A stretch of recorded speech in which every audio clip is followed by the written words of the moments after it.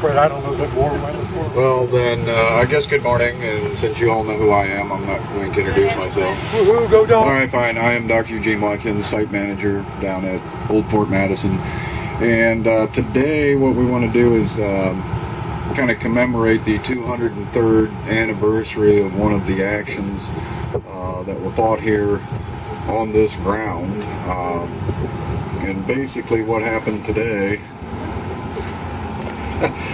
was the destruction of our blockhouse, and we'll get to that here in a minute, but I want to give a little background on what we are, where we're at, and give you an idea of kind of how the terrain was. It's one of the points of this is to explain to you so you can visualize what this is beyond some parking lots. So to begin with, the fort itself was established in 1808, 1809 as a government trading post. It was sent up here to counter British influence following a naval incident off the East Coast in the summer of 1807. And their mission, according to their orders, was to make friends at all costs. And so they do a very good job of that. The folks that primarily attacked the fort when the War of 1812 gets underway were Menominee and Ho-Chunk, or what they call Winnebago at the time. These are people coming down out of Wisconsin. They didn't trade here, they didn't live around here. This was a military objective assigned to them by the Shawnee War Chief Tecumseh and the British High Command. Now the other thing about this is there are a very small number of Sauk that did join these war parties, but for the most part the vast majority of the Sauk did stay neutral during the war. But when the War of 1812 gets underway here, it actually starts a little early for us. We have a siege in March and April of 1812. And then, of course, the famous second siege in September of 1812, which is part of Tecumseh's huge offensive. And it is during that siege that the factory building, which would have stood over here, I don't know, just beyond these cars, basically, and right along the edge of the road there, as far as we can tell, that building was burned down during the fighting in September. And then there appears to be some sort of attack in April of 1813. But we have not yet been able to confirm exactly what happened. Hey.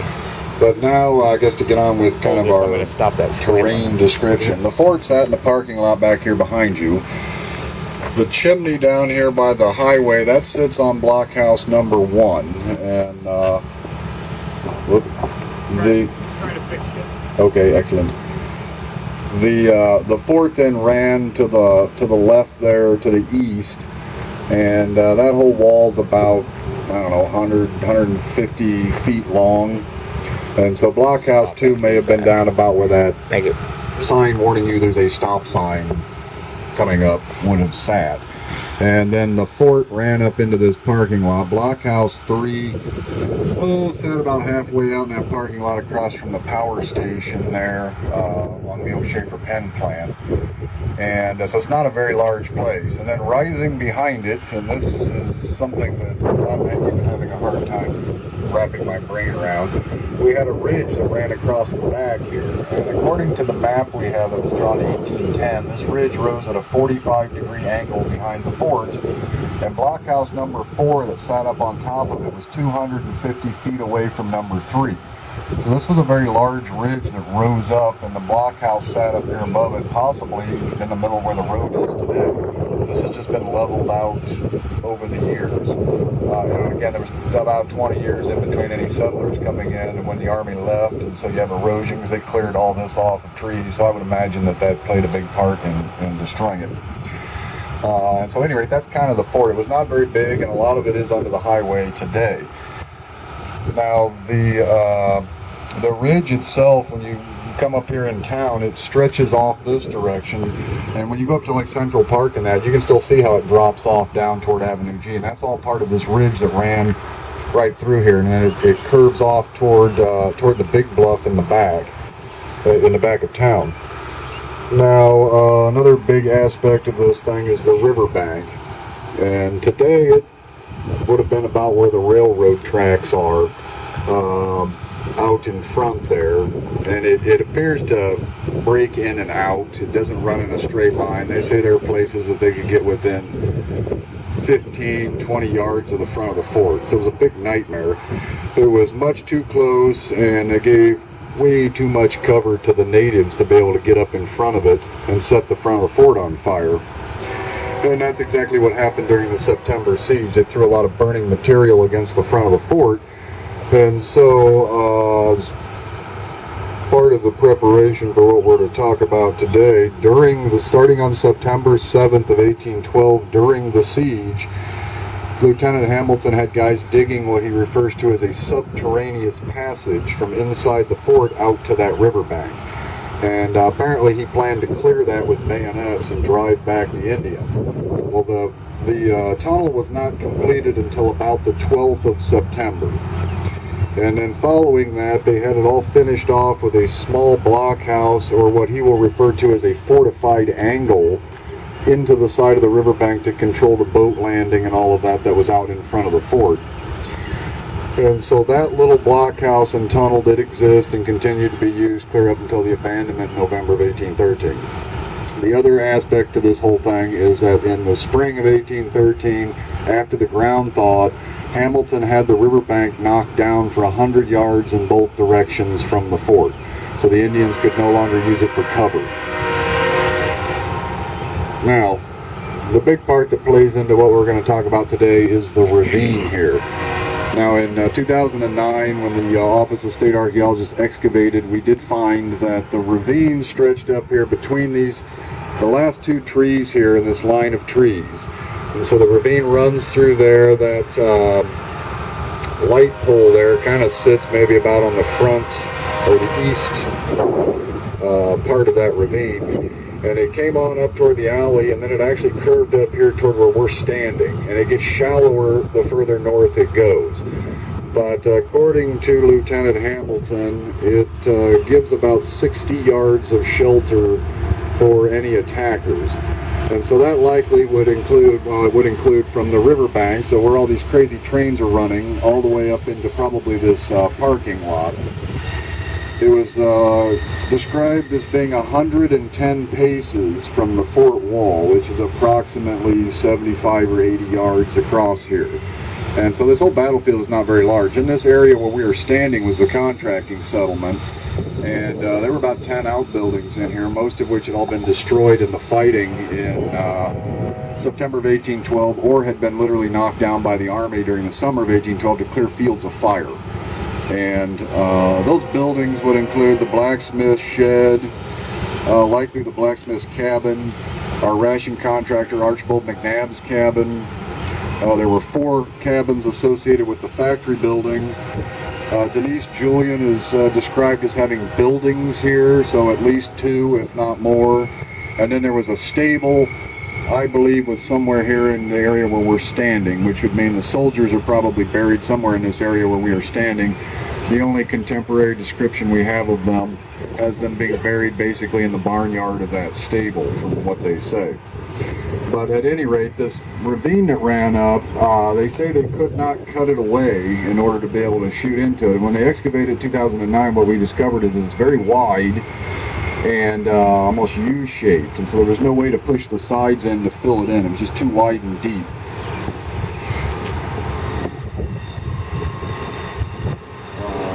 According to Hamilton, it concealed the Indians so well that, according to him, no person could perceive them at a distance of 10 yards. So you literally had to walk up to the edge of it to be able to see down inside of it. So that's kind of the layout here. And this in here seems to have been fairly flattened out, although I'm sure it's sloped down. So now we'll get on to kind of where we're at here. We'll start with the first part of this action on the 8th of July of 1813. Now at that point we had 150 soldiers inside the fort. We had elements of Desh's company, 24th Infantry, elements of Owen's company, 1st Infantry, Stark's company, 1st Infantry, which is the main garrison, and then elements of Cross's company, the 1st Artillery. And the ration returns show that amounting to 150 men. Now they were in the process of changing them out. The 24th was leaving to go back to St. Louis. They just hadn't left yet. So for about 4 days or so, there's 150 guys in here. Well, on the morning of July 8th, a wood detail left the front of the fort, which the front gate would be over there kind of, I guess, beyond Joe's vehicle. And they came out the gate there and they moved up the riverbank. Now it's interesting because Black Hawk may have actually been here for this fight. In his description of the September siege, he talks about 4 guys going out to cut wood, and when the shooting starts, 2 of them get killed. Well, that mirrors more this July 1813 action. So what I think happened is that Black Hawk had been at Fort Meigs in May of 1813. There was the infamous massacre of some of the Kentucky prisoners. They blamed that on the Western Indians, and Tecumseh got very upset and just laid into them. And a lot of those Western Indians got mad and left. So my guess is whether Black Hawk helped kill anybody, I don't know, but his people probably did. And so he left with them, came back out here, would have been involved in this fight, and then went back to Ohio and made it back before the fight at Fort Stephenson in August of 1813. But anyway, what he says is those 4 guys went down to the water to get firewood. So what that would seem to indicate is they're cutting up driftwood in order to get firewood for the inside of the fort. And considering they say that there was a point out here off the end of this ravine, my guess would be a lot of that firewood collected in kind of a dead area. And so they were dragging those logs in to cut them up. Well, what they did not know was there was about 100 Winnebago, Menominee, and Sauk in this ravine. They had apparently come down the riverbank in the night and had taken cover inside the ravine.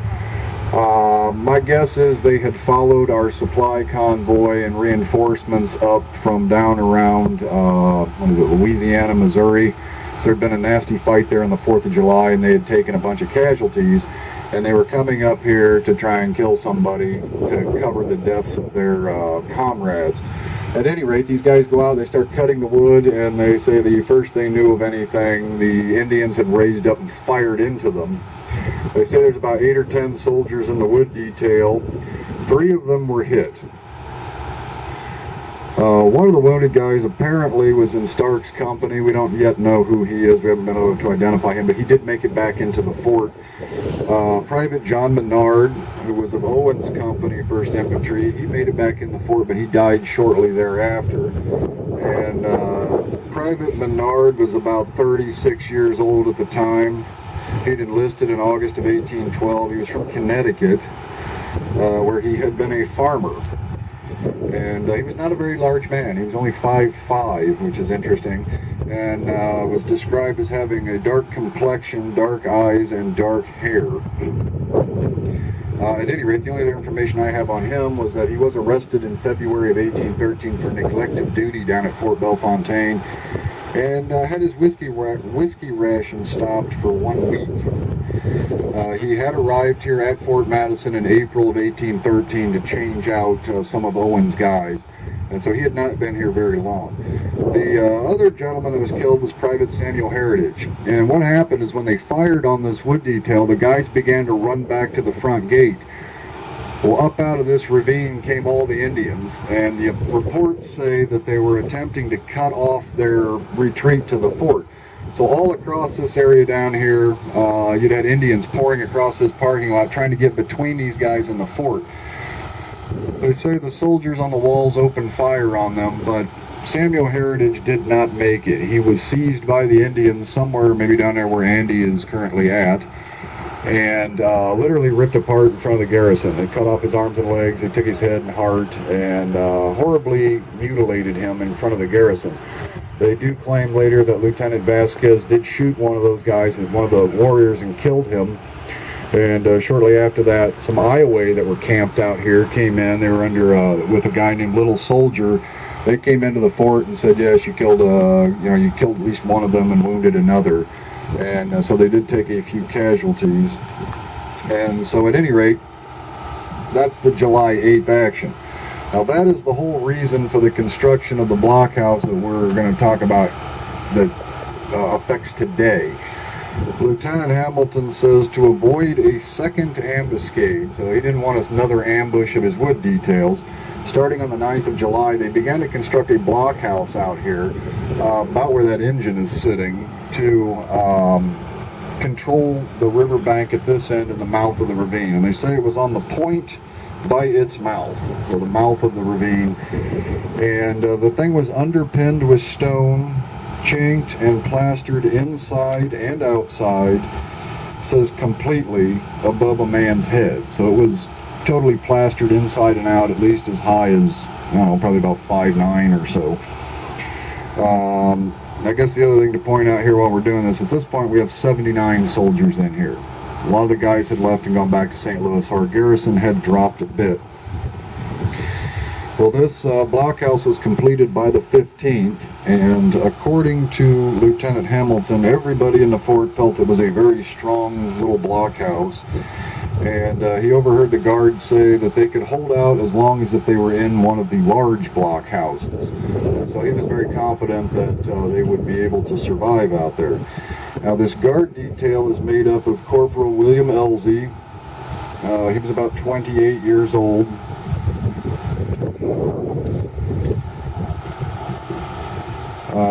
Let's see, he was from Virginia. He was a cobbler by trade. He had enlisted in Ohio in April of 1812 with the 1st Artillery. He'd been transferred into our unit. He was a replacement that came in. He was about 5'9". So he had his dark eyes, sandy hair, and a light complexion.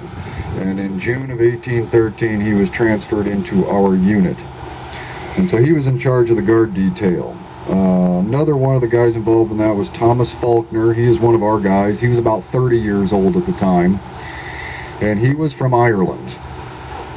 He'd enlisted at the age of 23 in 1807, and he was about 5'9", and so he had blue eyes, brown hair, and a dark complexion, and he apparently originally had no interest in building Fort Madison. In August of 1808, he deserted from Fort Bellefontaine and fled with Private William Elliott. They were captured 22 days later. They had their service extended. They had to pay $18.67 to cover the expenses incurred in their apprehension. He probably was flogged, and then he was sent back up here by November of 1808. He was used as labor at the factory, did not make a whole lot of money on that. He did re-enlist here on Christmas Day in 1811 for an additional 5 years. And then he was arrested on January 28, 1812 for intoxication when called for guard duty. He pled guilty and received 40 lashes. And that's about all we know about him, except he was on this guard detail. John Bowers was the youngest of the guards out there. He was from Morris County, New Jersey, and he would have been 22 at the time he died here this morning. Again, he was about 5'9". He had blue eyes, brown hair, and a fair complexion. And he had originally enlisted in the 1st U.S. Rifles, and he was transferred into our unit in June of 1813. The final guy has a very interesting life. I don't know if we'll go too far into it, but his name was John Ritz. He was born in Pennsylvania. He was about 30 years old at the time he was killed here as well. And he'd originally enlisted in 1806, and he is one of the few very tall soldiers here. He was 6'1". He had blue eyes, black hair, and a fair complexion. He was also literate. He does he does work for the factory. He does fill out some stuff. He was demoted in April of 1812. He'd been promoted to sergeant, and then he gets demoted in April of 1812 because he allowed one of our mutineers out of the guardhouse to take a bath. And that greatly upset him, so he deserted in June of 1812. They did catch him and bring him back. We're not really sure what they did to him. He then became involved in a mutiny on the 29th of September of 1812. He was facing a death sentence for that, but they did not execute him. Actually ended up not being punished at all. I think it's because everybody understood that his demotion was kind of a ridiculous thing. And so unfortunately, he was part of this guard detail this morning as well.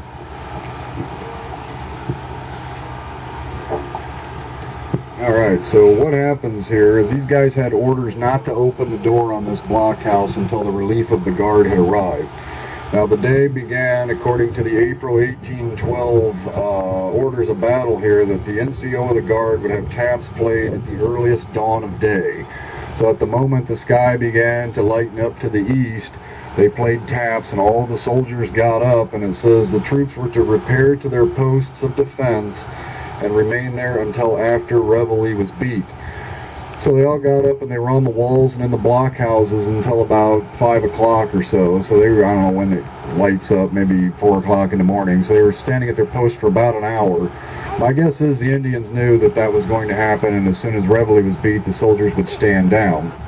At 6:30 that morning, so not long after reveille was done, somebody noticed that the door of this blockhouse was open and the guard was sitting in the door.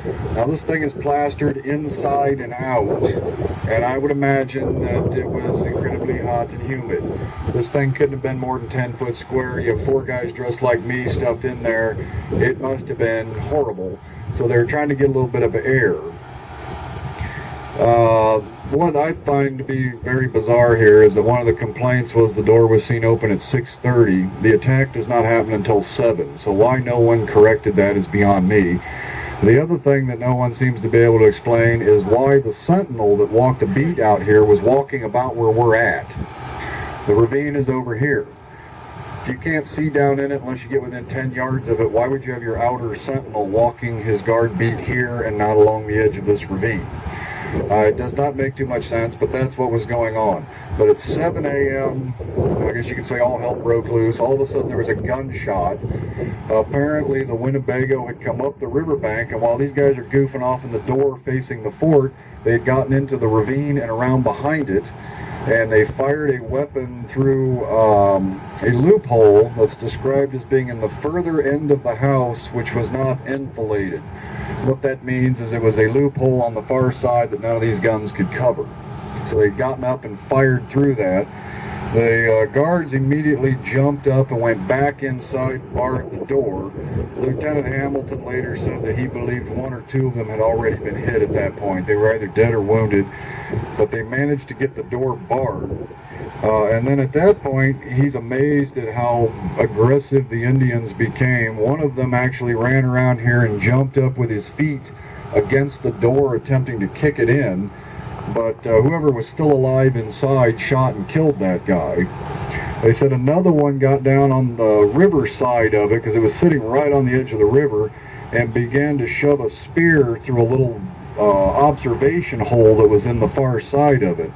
And they believe that guy probably killed most of whoever was left by shoving that spear through the hole. And they say others ran around the blockhouse, springing up high enough into the air to shoot arrows through the top of it that wasn't completed. So you had arrows coming down in on top of them. And then they had several others that crawled then up underneath it and began to pull out the stone foundation in an attempt to collapse it and get inside. They did pull out 2 of the soldiers, and it says they were mutilated in the usual mode of warfare, which would mean they took their heads and hearts and cut their arms and legs off. So as soon as Hamilton became aware of this, and this is something else that's rather strange, he apparently was not up and about. This whole little action took about 10 minutes, and he missed all of it. His reports say that I am told this is what happened. Well, as soon as he knew they were fighting for their lives out here, he ordered the cannons, probably in Blockhouse 1 and in Blockhouse 3, to begin shelling the area. They had little 2 3/4 inch howitzers, fire little exploding bombs about the size of a hand grenade. And he said they did visually confirm that one warrior had his arm torn off above the elbow and another had his wrist shattered by the shrapnel. And the warriors then scattered and ran back up the riverbank. And as I say, about 10 minutes had passed in all of that. Now, what happened after that, I've had people say, oh, they got in their canoes and left. That's not what the report says. There's a lull of about 7 hours here, and the guys are on the walls. Since the warriors did not flee, apparently they went around over here. I would imagine they have to be within weapons range of this, somewhere here on the corner of 5th Street. So this end of the block down here is where they ended up taking cover. And so the garrison was kind of waiting. They're using these guys' bodies as bait. They knew the soldiers would want to recover their men, so there they sat. There was probably ravines or something in that area that they could use to hide in, and the guns from Blockhouse 4 could not hit them. About 2:30, Hamilton decided that perhaps they had left, and so he says he sent out a party to the post to collect the bodies. Well, as soon as they reached the wrecked blockhouse, they were fired upon from the hill. So this would be from somewhere back in here. The Indians began firing at these guys. This is the only action we know of that took place, firefight outside the walls. And he says that but no injury was done and the men got safe into the garrison. So it is likely they brought the guys back in, and what's left of those 4 guys are buried over here in the parking lot behind us. I would imagine that nobody was hit because that's fairly extreme range for firearms at this time. Following that, from 2:30 until 5 o'clock in the afternoon, the warriors continued to fire heavily on the fort, and I would imagine that we returned fire. And so, how much shrapnel and bullets and everything are laying out there, I have absolutely no idea. But about 5 o'clock, Hamilton says they ceased and left us quiet all night, but we were not without our usual apprehensions. And so they were very afraid that the attack would continue. Nothing else seems to have happened after that, although they were very concerned, and Hamilton ordered the entire garrison to remain inside until he received word from St. Louis. And so we're down to 75 men at that point, and then we had 2 or 3 of the soldiers' families, the officers, so all those people were trapped inside this little fort. The situation apparently was very stressful. He says that we are harnessed up day and night and must always be on watch. This kind of duty will break the constitution of any man. So they would have been dressed up like we are in full gear, constantly on the walls. He says, our incessant watching, I fear, is the cause of why I have so many at present on sick report. So guys are literally collapsing from exhaustion. On August 22nd, 1813, reinforcements do arrive. We get approximately 40 men from Parker's platoon across his company, the 1st Artillery, and that would seem to be kind of the end of any major threat to it. So at any rate, that is what went on today. So it's kind of a horrible day. Very happy I was not at the fort, and hopefully that gives you a little bit of an idea of that. Now, does anybody have any questions on that, or anything else for that matter?